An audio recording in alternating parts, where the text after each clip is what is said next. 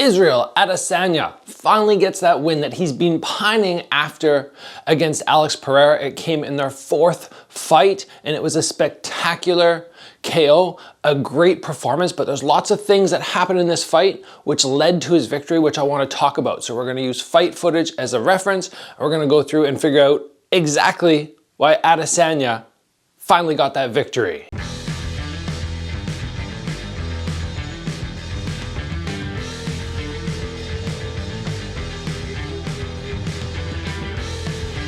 Now I want to say last week, I put together a video saying what I believed Adesanya would need to do to get the victory against Pereira.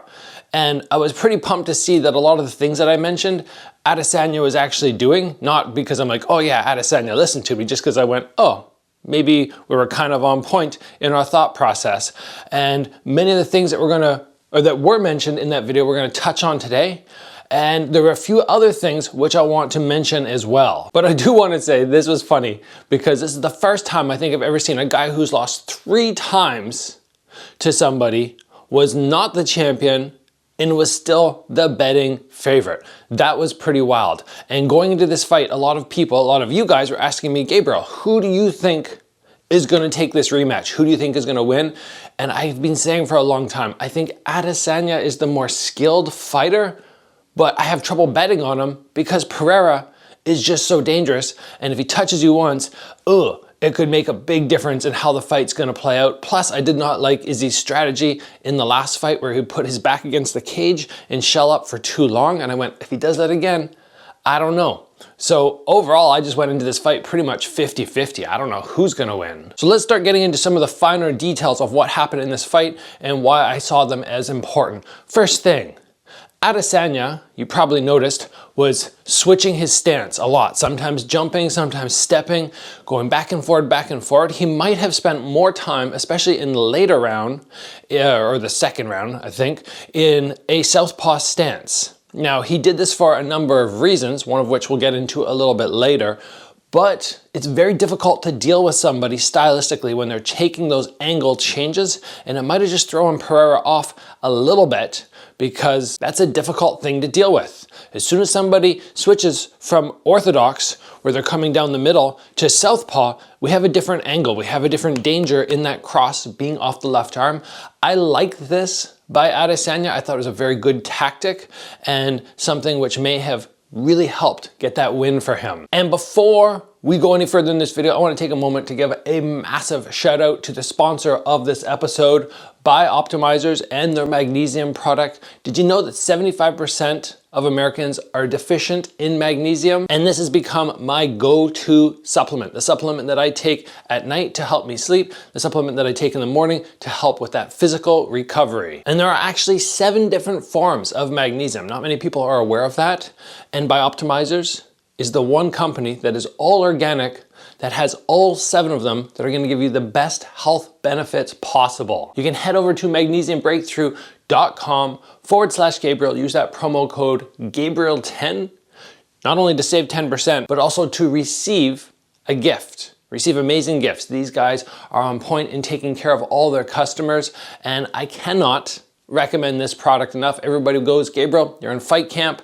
What are you taking? If I had to give you one thing, and only one thing, it would 100% be this. Now, the next thing that we saw Izzy do really, really well is range control. Whereas in the last fight, I don't feel like he had that exact range control, which was really necessary against somebody like Pereira.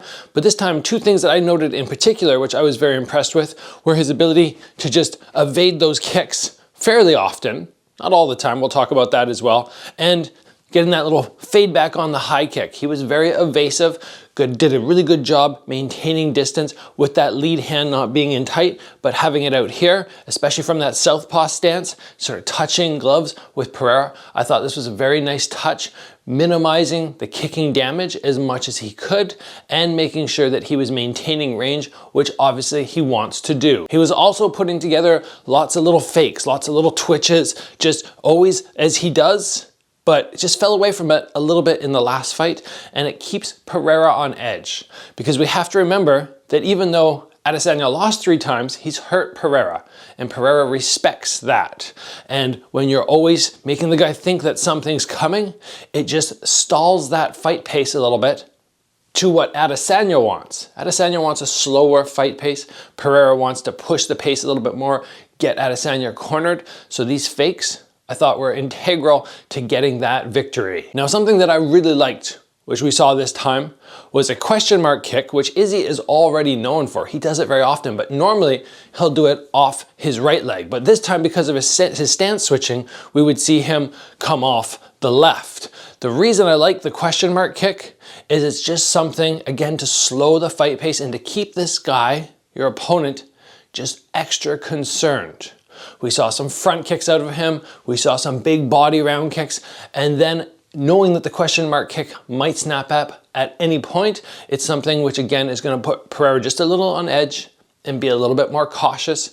And I just overall think slow the fight pace was very, very good. But even though I'm talking about lowering that fight pace, we saw something different out of Izzy this time. He was harder to back up and he was more aggressive. Now, not more aggressive like he was charging forward and taking the fight pace to some explosive manner. No, he was just making sure that when he had his moments and he'd slown the fight pace down enough, he would take advantage and come forward. We saw him mix in some big body shots. We saw him throw some big step through punches, and it was very nice to see him more aggressive.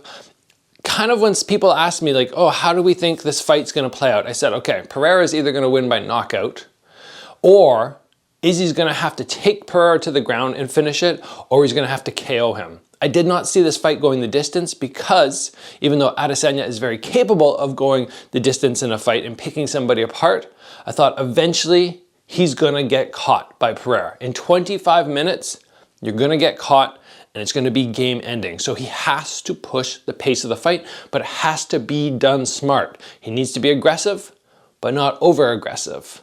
And he did that so well. Now, something which I mentioned when I did that other video saying, okay, you know what? Here's what Adesanya needs to do to win. Here's what I would tell him to do if I was his coach. I mentioned back against the cage.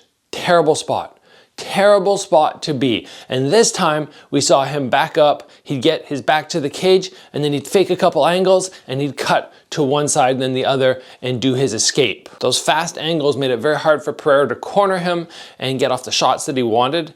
And in addition, we saw Izzy actually countering from there. So instead of letting Pereira get off too many punches over and over where it's a problem, he would fire back and get some respect. And at the end of the day, that counter off the cage, that's what ended up winning him the fight. Now I want to talk in particular about something that some people might have not noticed. When I went back and rewatched, I went, ooh, that's interesting. I didn't really notice that in the moment because there was so much happening.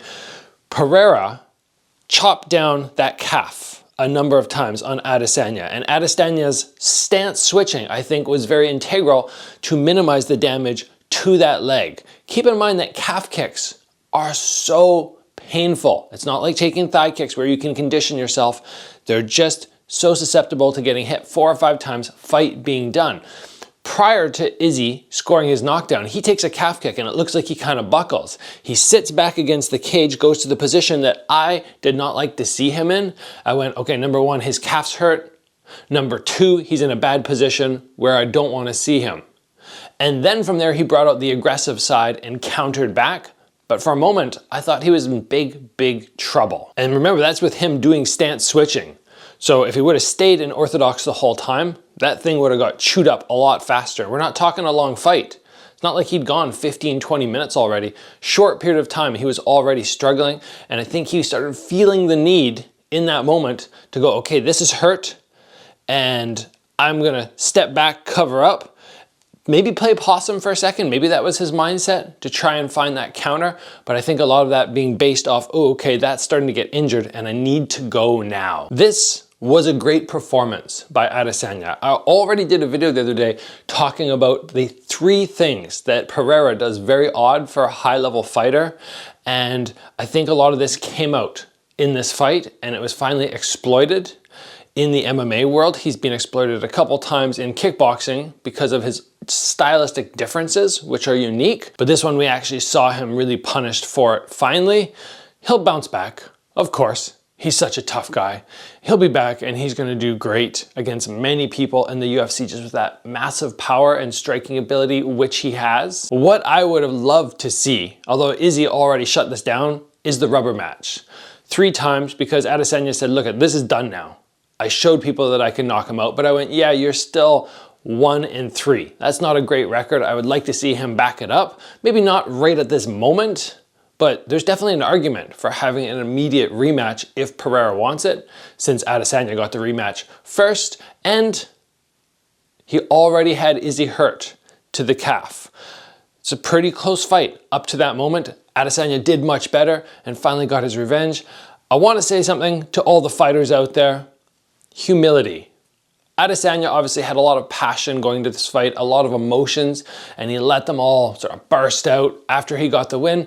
You don't come off as humble when you do that. When somebody's on the ground and they're knocked out and you're letting arrows go on them, I kind of went, no, like, be respectful, wait till the guy gets up, be kind, and anybody out there, just a little note that if you do have an opponent who's down, no matter what they did, no matter what they said, be respectful. You come off as much more of a gentleman, much more of a humble competitor, and I think that is very important, especially in the fight world, where many people outside the fight world view us as just being fighters who don't have a lot of respect, who are not great people.